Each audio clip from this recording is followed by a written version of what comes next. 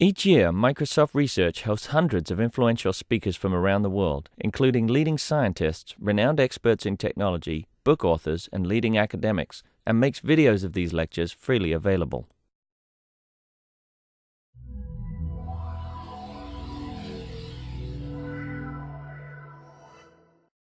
Well, I'm really thrilled today to introduce Alan Ritter, who, looking around the room, I think probably everybody knows him already from one of his 2 summers here, first with Sumit and then in our group.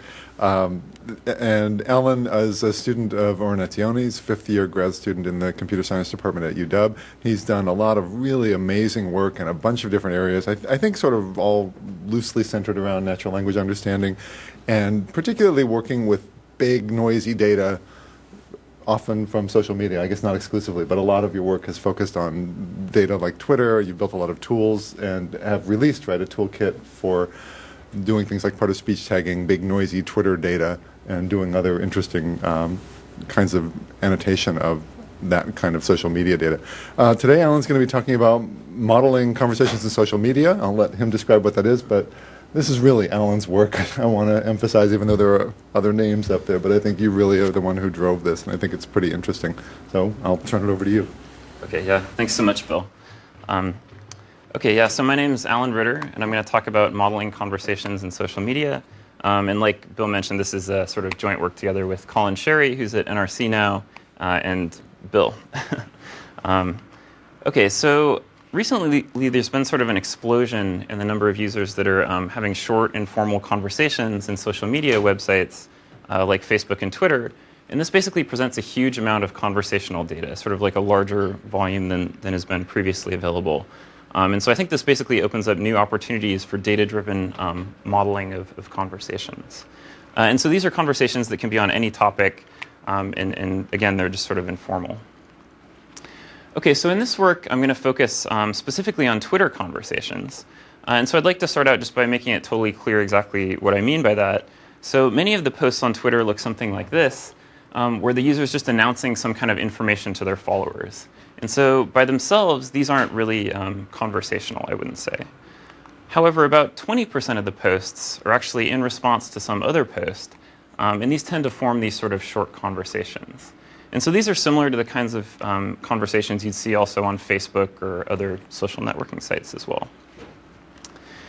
Okay, so what's the motivation for this? Why should we study conversations that are happening in social media? So I think there's sort of 2 different things that are motivating our work here. So the first would be this idea of learning conversational agents from data. So just given that there's this huge volume of conversations that are available in electronic format, there's this interesting goal, I think, of trying to learn a conversational agent, just strictly from data. And so the second thing I think that's interesting here is building new user experiences for users of social networking sites. And so, people are having conversations on these websites, and so, maybe by using conversation models, we can build sort of new user experiences. Like, maybe we can do a better job of doing predictive text input, or maybe people want, some summarizations of conversations if they're really long. Or, maybe we can even do something like detect flirting and display it. Which of your friends have been sort of flirting with each other or something like that. Okay, so in this talk, I'm going to talk about 2 different conversation modeling tasks. So in the first part of the talk, I'm going to talk about learning to generate replies to status messages in Twitter. And then in the second part, I'm going to talk about automatically inducing dialogue acts in Twitter conversations. Okay, so jumping right in, so the task here is given an arbitrary Twitter status message, we want to be able to generate an appropriate response to it. And so in order to do this, we're going to make use of millions of naturally occurring conversations to learn a model of responses. Okay, so how might we even go about doing this? Well, from looking at a few conversations, we noticed that there's often some interesting relationships between the words in the status message and in the response. So for example, in this sentence pair, the word it in the response is pretty clearly referring to this soup in the status, but there's also some interesting relationships between words like smells and looks and gorgeous and delicious. And so these kind of naturally occurring parallelisms led us to ask whether it might be possible to directly translate the status message into an appropriate response. using techniques from statistical machine translation. Okay, so why should SMT even work at this task? So I think it's worth pointing out up front that translation and conversation are really two different things. And so in particular, in conversations, the source and target sentence aren't semantically equivalent to each other, as is the case in translation. And so I'm not claiming that we're going to be able to learn a really deep model of semantics here, or learn to have intellectual conversations. But I think we can actually do a pretty good job of learning these high-frequency response patterns. For example, if we see a phrase like "I am" in the status message, we might see "you are" in the response, or a phrase like "airport" might trigger a phrase like "safe flight" in the response. And this is really just a first step towards learning conversational models from data.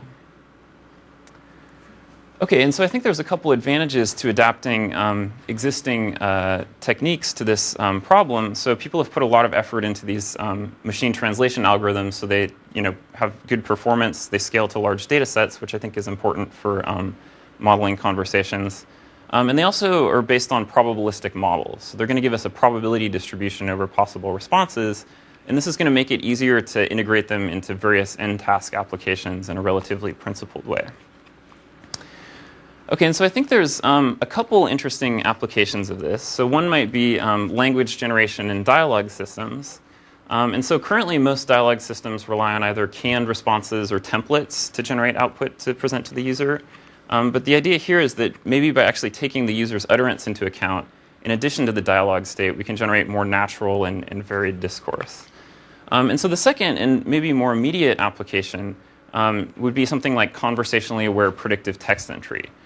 So imagining that someone has just sent you a text message and you're typing a response to it using some noisy input mechanism, I think we can actually do a better job of predicting what you're trying to type by taking the message you've just received into account.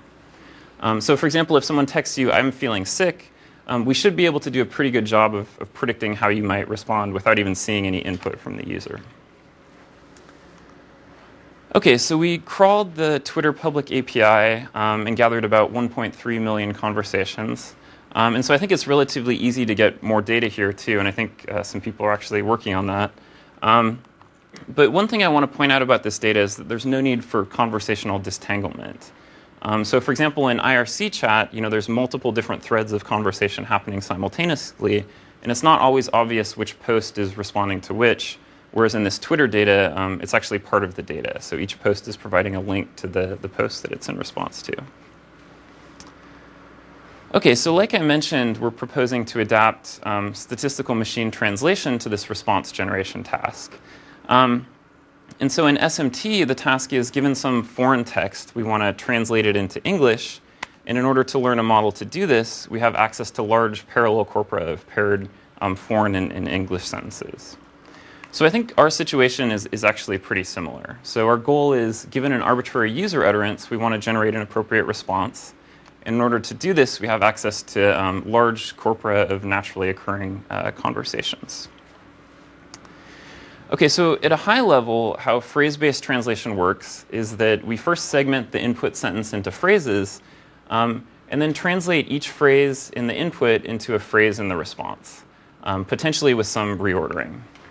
And so in order to generate a good response, we want both good translations at the phrase level. So here we have, who wants to translating as want to, dinner is translating as yum, come over translates as be there, and so on. But we also want a response that has a high score according to the language model. And this just sort of ensures that it looks like a fluent response. Okay, so in a little bit more detail, the responses are scored using a log linear model with features based on the phrase translation probabilities in the language model. And we use the Moses decoder, which performs a beam search to find the best response according to the model. Okay, so this all sounds well and good, but we ran into a couple challenges in adapting the SMT out of the box to conversations. And so there's sort of a wide variety of different reasons why this is sort of more difficult than translating between languages. But I think the main point to take away here is that in conversations, the source and target sentence aren't semantically equivalent to each other. So this just sort of makes this problem more difficult. Okay, so the first issue we ran into is that the most strongly associated phrase pairs in the data are really just identical phrases. So without doing anything to discourage this, we just learn a model which parrots back the input status. And this is just one example of that. And so here you can see it's almost repeated, except that instead of "it smells gorgeous," you see "you smell gorgeous." I mean, this is kind of okay, but I don't think this is really a good response. I don't know. And this is pretty typical for what happens. So in order to deal with this, we did sort of two different things. So the first is that we filter out phrase pairs where one is a substring of the other, and then we also introduce a feature which penalizes lexically similar phrase pairs. And this seems to sort of take care of this problem pretty well. Okay, so the next issue we ran into is that word alignment doesn't really work very well in these conversations. And so word alignment's typically like the first step in the machine translation pipeline, and it's used for extracting phrase pairs from the sentence pairs. And so we tried running Giza++ on our conversation data and noticed that it produced very poor quality alignments. And again, there's a number of reasons for this, but I think it's going to be easiest to explain by just sort of showing some examples. So this is one example where word alignment is relatively easy. And so as a person looking at this, I think you can see a pretty clear word alignment that makes a lot of sense. So for example, I here is aligning to you, get aligns to get, and off aligns to out, and then what time aligns to @5. And so if all of the sentence pairs in our data looked something like this, I think word alignment would actually work pretty well. So the problem is that we often see sentence pairs which look more like this, where there's a large number of words in the source sentence that are unaligned in the target. And we also have this large phrase pair which we can't decompose any further into more fine-grained alignments in kind of a reasonable way. And so these difficult cases tend to confuse the IBM word alignment models, and this just leads to really poor quality alignments. Okay, so in order to deal with this, we basically just don't use word alignment. Instead, we generate all possible phrase pairs for each sentence pair. So for example, if we have this sentence pair, "I'm feeling sick and hope you feel better," we're going to generate phrase pairs that look something like this. And so some of these are going to be useful. For example, we get feeling sick and feel better, but then a lot of them are not going to be very useful. And in general, we're going to generate on the order of m times n phrase pairs for each sentence pair. And so this is going to produce a huge phrase table, and most of it's going to be kind of garbage. So we need some way to prune it down to a manageable size. So in order to do that, we're using Fisher's exact test, which is a standard statistical test. And so basically, for each phrase pair, it looks at 4 different numbers. So it looks at the number of times we see the source and target phrase together in a sentence pair, the number of times we see the source but not the target, and vice versa, in addition to the number of sentence pairs where we see neither the source phrase nor the target phrase. And then it just computes the probability of observing this table, or one that's more extreme but consistent with the marginals, assuming a model of independence between the phrase pairs. And so basically it's just measuring how strongly associated they are. And this is similar to other statistical tests like the chi-squared, except that it produces accurate p-values even when the expected counts are really small.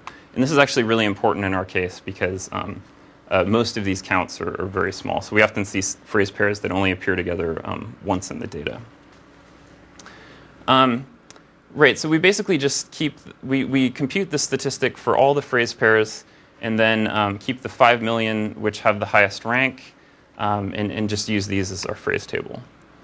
And so I think this actually produces pretty good phrase table entries. So here I'm showing a few of the highest ranked ones. And you can see we're getting things like, sick is translated as feel better, interview translates as good luck, my dad translates as your dad, and so on. Okay, so at this point, I've pretty much described our MT approach to generating responses. So now I'm just going to quickly mention an information retrieval baseline that we compare against. And so here the idea is to take the input status message and find the most similar conversation in the data, and then just return the response that's associated with that. And so we're looking at 2 different IR-based approaches. So in the first, we're measuring similarity between the input status message and the statuses in the data. And in IR response, we're directly measuring vector space similarity between the status message and the responses. So these are just sort of two different approaches to how you might do this. OK, so to compare different approaches to response generation, we performed a human evaluation using annotators from Mechanical Turk. And we basically did a series of pairwise experiments between systems where we basically just randomly sample 200 status messages and then generate replies using each of the two systems and ask the Mechanical Turk users which of the two responses is better. OK, so here I'm showing the results from the evaluation. And there's a few more results in the paper, but I think these are the important ones. So basically, each row of this table is representing one experiment that's comparing two systems, System A and System B. And then in the third column, I'm showing the fraction of cases where the majority of Mechanical Turk users preferred the result that was generated by System A. And I've bolded the winning system in each case. And then also there's I'm showing a measure of agreement between the annotators here as well. OK, so just to summarize, the MT system is outperforming both of the IR systems. But when we compare it to actual human responses from the data, of course, it loses. And I think this is kind of what you'd expect. But what I think is kind of interesting here is that in about 15% of the cases, we're generating replies that the human annotators actually think are better than, or automatically, than the actual human responses. So I think it's worth sort of like digging in a little bit to see what these responses look like that are preferred over the actual human responses from the data. And so in some cases, I think we're actually just generating a really good response. So for example, in this first row here, the status is, I want to go to a bonfire right about now. And in response to that, we generate, that does sound fun, bonfire, I want to go. And I think this is just kind of a really good response. So in other cases, for example, the third column, or the third row, excuse me, our response is kind of makes sense. It's not, it's on topic, but it kind of seems a little bit like it doesn't make sense. But when you compare it to the actual human response, it actually seems to be more coherent. I don't know. I like the second row. Yeah. OK, so yeah, I actually have a demo that I can show here too. And so this is online. It's linked off my homepage, so you're welcome to go and play around with it if you're interested. But basically, I just have a few examples here that I've found that work pretty well, but you can type in whatever you want here. So for example, if we look at who wants to get some lunch, it's generating I want to get me some chicken. And then down at the bottom here, you can actually see where each of these phrases are coming from. So I wanna is coming from who wants to, like words 0 through 2 in the input. Get me some comes from get some, and then chicken comes from lunch. So there's some other examples here as well. So for example, I'm feeling sick translates as feel better soon. And you're welcome to sort of go on here and play around with it if you like.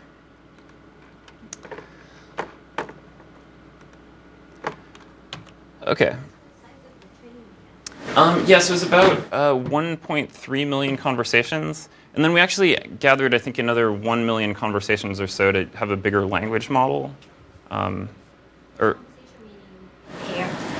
right. So, for the language model, actually, we just collected responses. So they didn't necessarily need to be pairs, but yeah.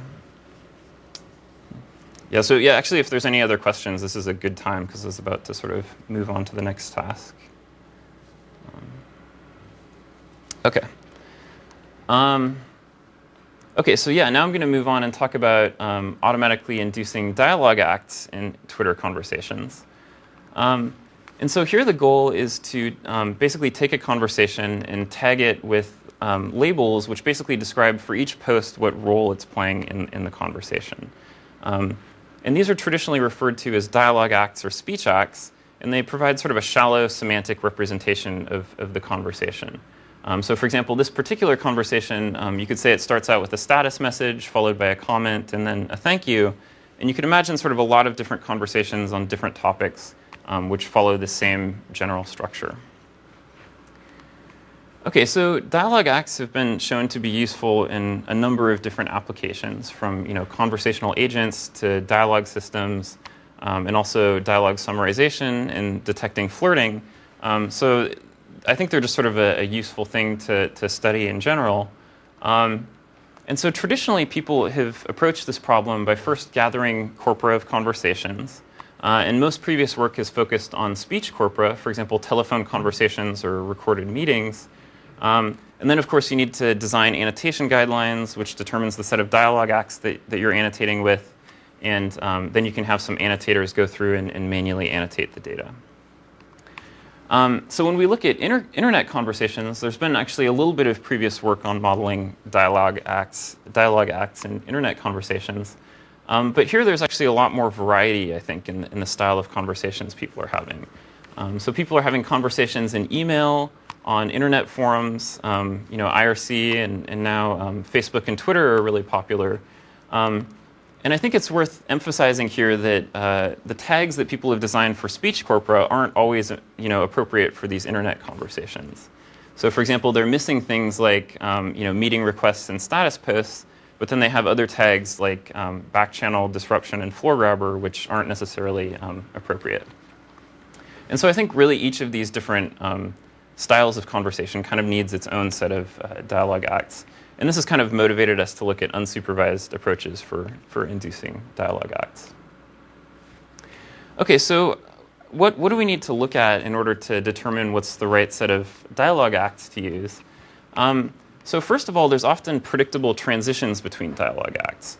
For example, a status is likely to be followed by a comment, or if we see a question, it's pretty likely that it's going to be followed by an answer.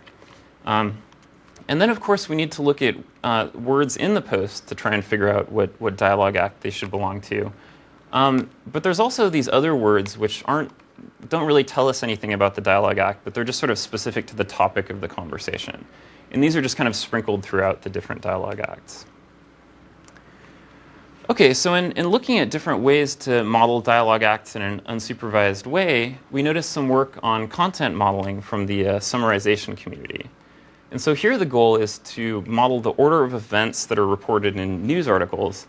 So for example, in an article about earthquakes, it's likely to start out by talking about the location and time of the quake, and then maybe it'll mention its magnitude on the Richter scale, and then talk about damages and injuries that resulted. So there's sort of this predictable sequential structure of how people report events. And so in order to model this, they used the sentence-level hidden Markov model, where the hidden states are emitting whole sentences, and they learn the parameters in an unsupervised way using Viterbi EM. Okay, so as a first approach to modeling dialogue acts, we can basically just adapt this content modeling approach directly and just rename the hidden states as acts and have each act generate one of these Twitter posts in a conversation. Okay, so we want our models to discover a set of dialogue acts that provides a nice semantic representation of conversations, and not we don't want it to just cluster together posts that are all on the same topic and sort of self-transition with high probability and partition the set of conversations into topics. And so when we apply the content modeling approach directly to these Twitter conversations, this is actually what tends to happen. So this is just one example of a few posts from one of these topic focus clusters. And you can see these are all posts about food, and they don't have any kind of underlying dialogue act in common. And so this is actually a big problem. Okay, so when we noticed this, our goal basically became to separate out the words in the posts into those which indicate the dialogue act and those which are just specific to the topic of the conversation.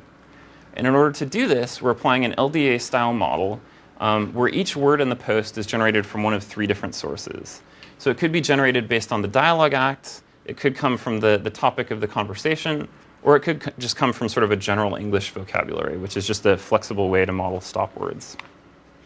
And this is similar to some recent models that have been proposed in summarization. Okay, so just to remind you, the content model is a sentence-level HMM where each hidden state is emitting a bag of words.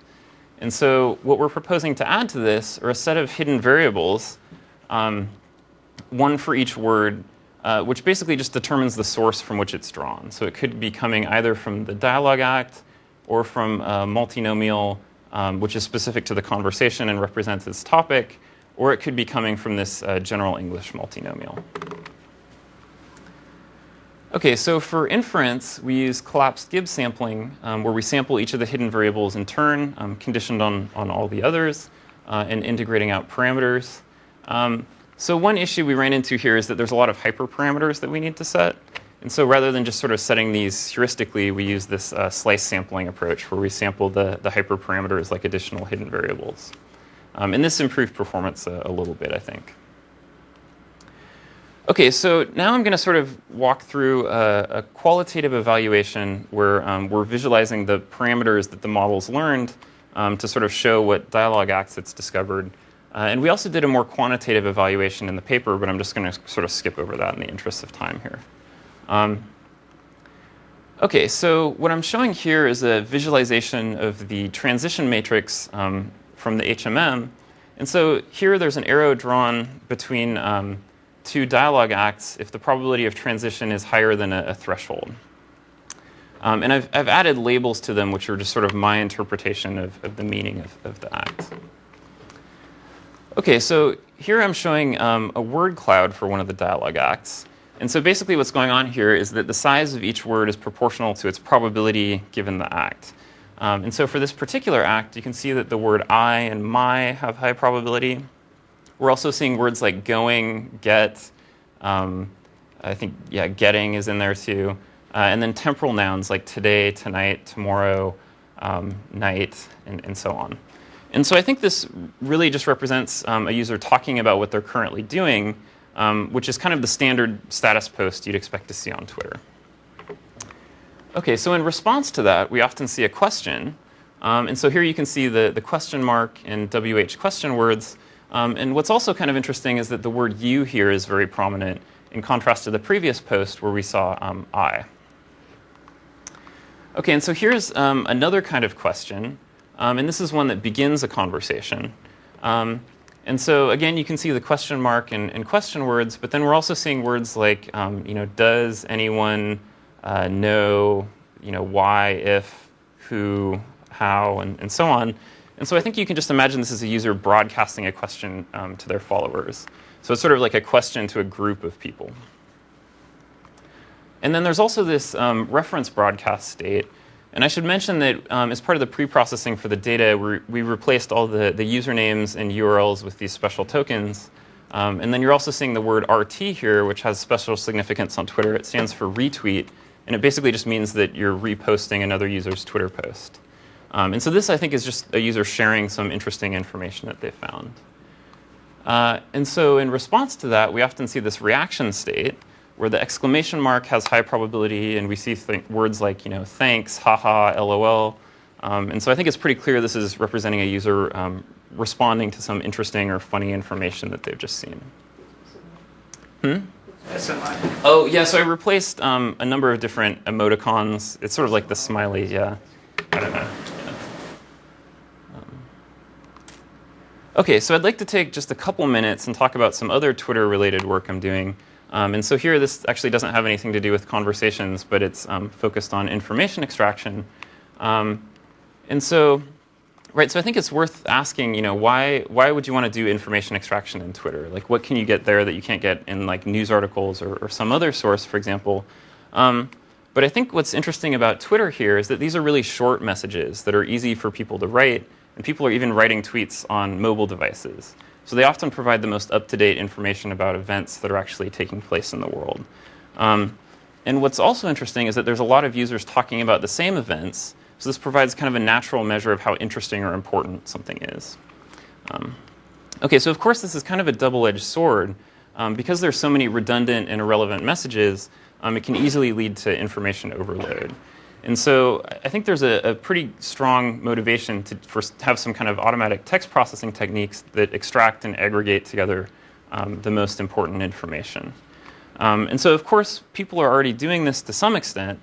So, for example, if you go and look at the Twitter website, they show these trending topics, which are basically just short phrases that are relatively frequent in the current stream of tweets. And so I think like how you can look at what we're trying to do here is to sort of move beyond these trends and extract some sort of more structured representation of events that can allow more sort of interesting queries or visualizations of the data. Okay, so in order to make this a little bit more clear, I'd like to just show a quick demo. And so what we're trying to do here is to automatically extract a calendar of popular events that are coming up in the near future. And so what we do actually is pretty simple. We just extract named entities from tweets, and this is being done sort of continuously in real time. And this is using a named entity recognizer, which we've trained on some in-domain annotated Twitter data. And we found we really needed to sort of do this to adapt named entity recognizers to Twitter. Like out of the box, they sort of don't work very well. Okay, and so then the second thing we're doing is to automatically extract and resolve temporal expressions. So for example, if we see a phrase like next Friday, we can actually figure out which calendar day that's referring to because we have the timestamp from when the tweet was generated. And then we just count the number of times that each entity co-occurs with a reference to each date and plot the highest ranked entities on a calendar. And so I can just pop that open right now. And again, this is linked off my webpage. You're welcome to go play around with it. So today is September 28th. And so you can see a lot of people are talking about the Kindle Fire, which is this new Kindle device, which Amazon's announcing today. And then it's also Rosh Hashanah, which I think is the Jewish New Year. I'm sorry if I'm mispronouncing that. But I think what's actually more interesting is to kind of look at events that are happening in the future. So for example, tomorrow you can see people are talking about is National Coffee Day. And we can actually click on this to sort of drill down and get a little bit more detail. And so here I'm just showing tweets that mention National Coffee Day in addition to September 29th. And you can see there's all these restaurants that have free coffee, like Krispy Kreme and stuff like that.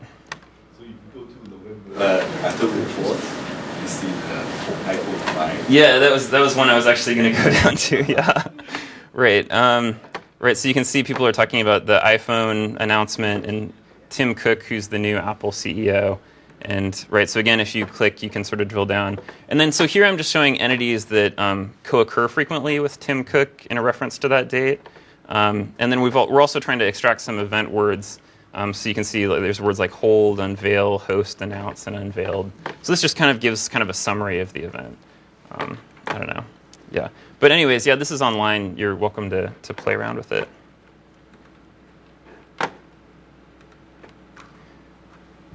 Okay, so just to wrap up now, so we proposed applying statistical machine translation as an approach to generating responses to status messages in Twitter. And I talked about a couple of the challenges involved in doing that and presented some initial solutions to a couple of these.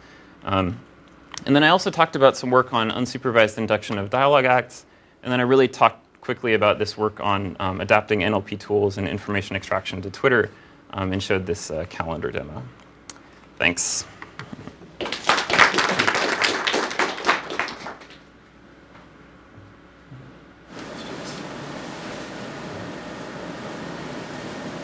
Oh, I have a question. So when you gave the task to the chirpers, especially when you're comparing against the human one, how did you phrase the task? Were you asking them to determine which one seemed more human, or were you saying which one's the more response? Or that's a great question. So it is kind of I should say first, it is kind of an ill-defined task, like which of these two responses is better. So I think I said something like it should be on the same topic, and it should also make sense in response to it. So I was a little bit vague, but Because if they both made sense, then there's this question. Yeah, exactly right. So they could either both be good or they could both be bad, in which case it's right. And so I mean that's why I think the inter-annotator agreement is a little bit lower than you'd expect for like a corpus annotation task. But each experiment's done on like 200 messages, right? So it's sort of averaging over a lot of different judgments. Sure. But yeah, no, this is a great question. And I mean, I think it is, right, so it's an ambiguous task too. But I think that this is actually something that Mechanical Turk users are pretty good at. Absolutely. And I was wondering, I mean, you could be explicit, especially for the human, the one where you put it against the human, you could explicitly make a Turing test and you say which one do you think is coming from human, yeah, which is generated by machine, then right. they could, and then that 15% might be more, it might tell you a slightly different story, Yeah. But yeah, I think the way you asked was Yeah, you have similar challenges too when you're looking at MT output, when both both system-generated output in languages where quality is really poor, where people are looking at terrible output and then asked to judge which is better. Well, what does that even mean? I can't read either one of them. Yeah, actually, I was going to ask similar. So it kind of depends on the goal of the task, right? So I thought it was interesting how you pointed out that it's not just, you're not just trying to sort of come up with something that can chat, but something like, for instance, that could be used to do better speech recognition and so forth. Right. So in that case, it seems like the evaluation would be some likelihood measure of the correct answer in your model. Did you look at that? No, yeah, we haven't done that yet. I mean, I'm really interested to do that in future work, like actually look at end-task applications. Yeah, I mean, something like word error rate or likelihood or something for that, I think would probably make sense. But yeah, I mean, I'd love to do that as future work, but yeah, we haven't yet. So for the Torque experiment, it's measuring for what task would you say that's measuring for? Great, I guess that's a good question. I mean, I guess it's just measuring how often we can generate a response which sounds reasonable, which. Chatbot, yeah, I guess it's more measuring for like a chatbot or dialogue agent kind of scenario. Yeah, because that would even be a different question, you know, if you, because that could be just a mono response where you just had one, and you could just ask the question, is this a reasonable response to this or not, as opposed to comparison one, and that might be a different number, which is also interesting. Like it might be that, like, oh yeah, you know, 50% of the things are actually reasonable responses. Yeah, but I still think that is actually kind of useful for the predictive text input response scenario, because I mean, you could imagine like, okay, maybe we just want to show you a whole response and be like, do you want to just respond with this? You know? Well, and it's very likely that the more human it sounds, the more likely the correct answer is high likelihood in your model. So I mean, I'm sure the measures would be all correlated, but it seems nice that you could just do a quantitative evaluation without even having to involve Turkers if you just say it like that. Yeah. No, it's a good point. I mean, it's something that I'm interested in doing, yeah.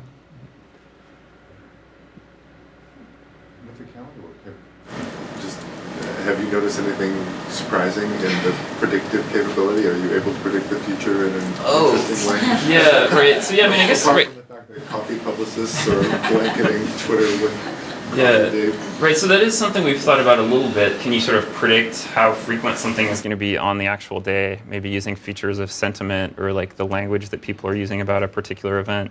Maybe that's more informative than just the frequencies alone. Or even looking at the time series of like, how does it look like this is kind of, you know, based on how far out it is in the future and how many people are talking about it now. But you haven't seen anything like at the end of the world accurately predicted. Well, not accurately. But yeah, no, there was like a couple months ago I gave a talk at Twitter, and I think it was like the next day it was like Judgment Day or something. Like there was this big thing people were talking about, yeah. And, but that turned out to be wrong. Yeah. It's still coming. All